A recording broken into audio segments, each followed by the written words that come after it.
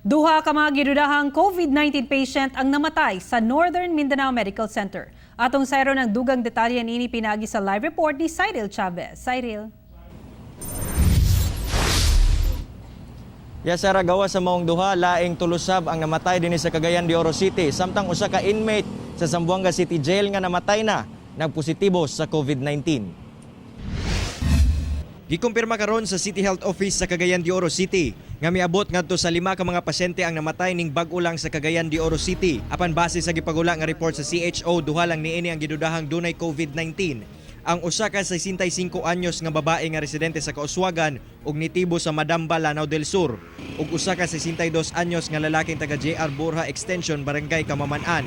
Silang duha na-admit sa Northern Mindanao Medical Center ug namatay tungod sa acute respiratory failure. Nakuhaan sab sila og swab sample ug ipadala sa SPMC sa Davao City. Samtang dunay say tulo ka mga individual ang namatay sa milabayng adlaw.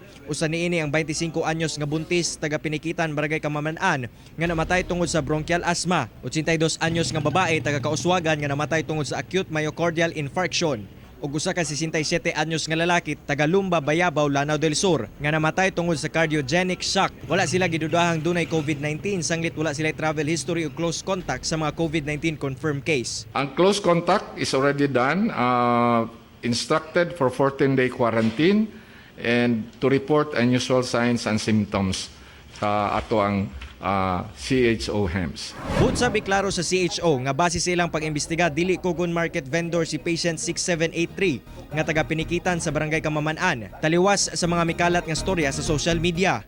Samtang ipaniguro sab sa CHO karon nga padayon ang contract tracing sa mga nakahimamat niini. I would like to salute the NMMC once again, saludo sa NMMC for their heroic efforts at combating COVID-19. Samtang sa Zamboanga City, nagpositibo sa COVID-19 ang 47 anyos nga lalaking inmate sa Zamboanga City Jail nga namatay na. Pipila ka oras human gibalhin ni atong April 20 sa Zamboanga City Medical Center ang inmate namatay kini tungod sa respiratory failure o pulmonary tuberculosis infection. Apan ni atong Sabado lang migawas ang resulta nga positibo di ay kini sa COVID-19. Kini ang ikaduhang pasyenteng positibo sa COVID-19 nga namatay sa Zamboanga City.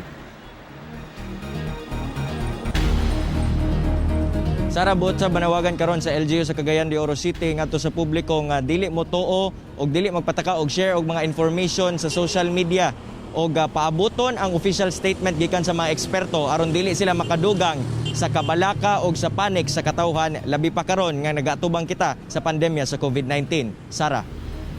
Okay, daghang salamat, Cyril Chavez.